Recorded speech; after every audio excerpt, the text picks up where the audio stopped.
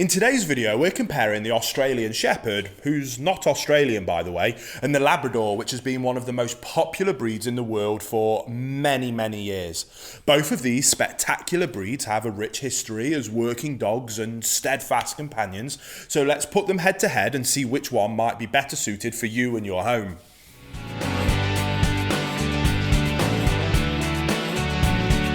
Welcome back to the Fenrir Aussie Shepherd Show. If this is your first time here, my name's Will, I'm a canine behaviourist and I'm the founder here at FenrirCanineLeaders.com, and this channel is dedicated to helping you learn everything that you could possibly ever want to know about the incredible Australian Shepherd, then how to become a high-level canine leader that can raise perfect Aussie Shepherd companions.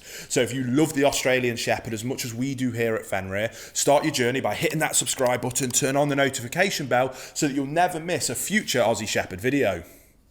So then, let's dive into today's video and we'll take a look at why these breeds have been so popular in the home and in their respective working fields. And we'll start with their histories, and I mentioned a moment ago that the Australian Shepherd isn't actually Australian. The Shepherds actually originated in the Pyrenees Mountains, which are along the border of modern-day Spain and France. These were the shepherd dogs used by the Basque people to herd their flocks of sheep. In the early 1800s, the Basque set out for Australia, a new and booming country for the sheep industry.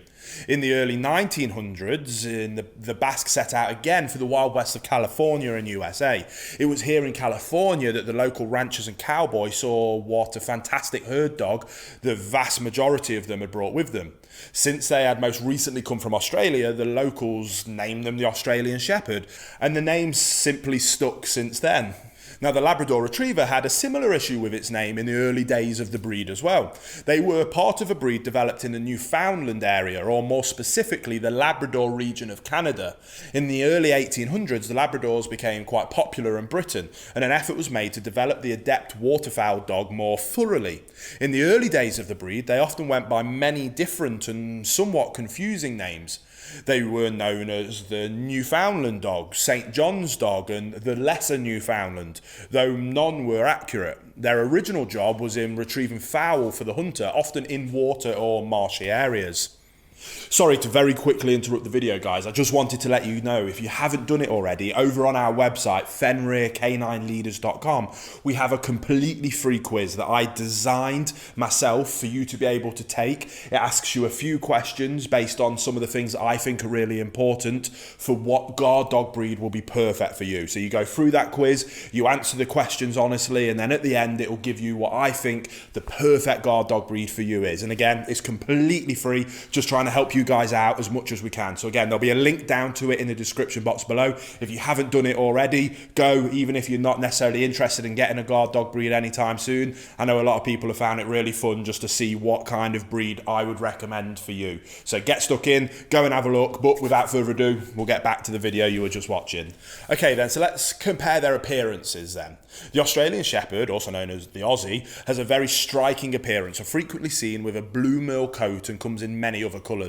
Merle coats are common in the breed, with red and blue being the predominant colourings.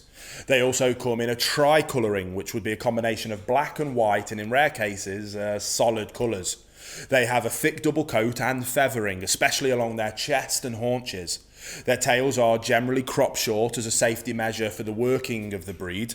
They do come in a mini size as well, and those are usually well under 20 pounds. Now, the Labrador Retriever is only slightly bigger than the Aussie Shepherd, but has a short, dense undercoat. Like the Aussie, the Lab sheds quite a lot, but their outer coat is sleek and short. Labs have slight webbing between their toes to aid them in swimming and water-repellent outer coats.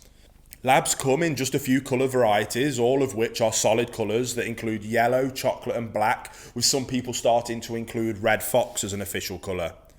Now, when we're comparing their temperaments, Aussies are incredibly loyal and intelligent. They have a calm personality, but they are also eager to excite with their high energy levels. They are very social with people and other animals, even though they try to herd anything and everything.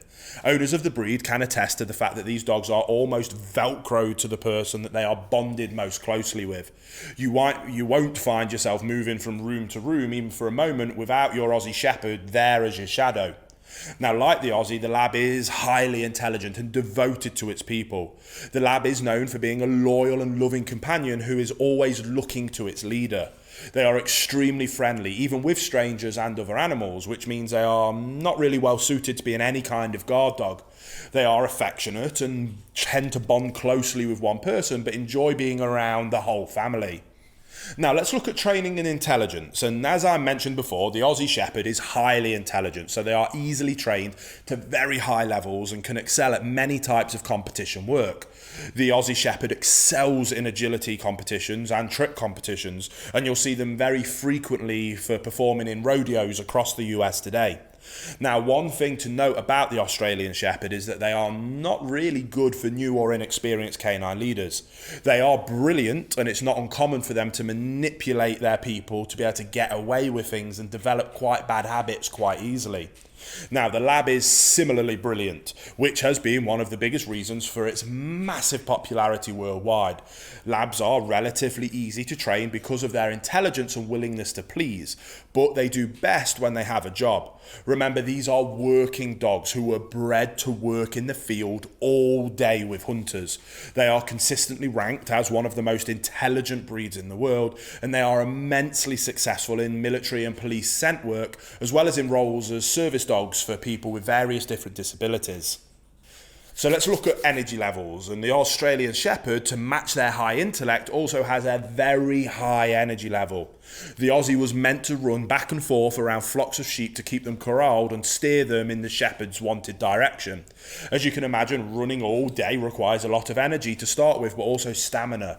The Aussie needs a job to do to work off this mental and physical energy. Ideally, they need several hours of high intensity play or activity every day, especially when they're young. And like I said earlier, the Lab was bred to work with the hunter all day, running back and forth, retrieving the game. To fill this role, the Lab needed to have a high level of energy as well, and they can run all day. So again, you need to be prepared to exercise them thoroughly every single day. They also need mental exercise, and teaching them scent or search games, or even good old-fashioned fetch, can really tap into their brain requirements as well as their physical body requirements. So I hope you enjoyed that quick overview of these two incredible dog breeds, two of the most intelligent and trainable dog breeds in the world. If you did enjoy it, please hit that thumbs up button and remember to subscribe and turn on the notification bell. We've got 2 new videos coming to this channel every single week, so I can't wait to speak to you again on the next episode of the Fenrir Australian Shepherd Show.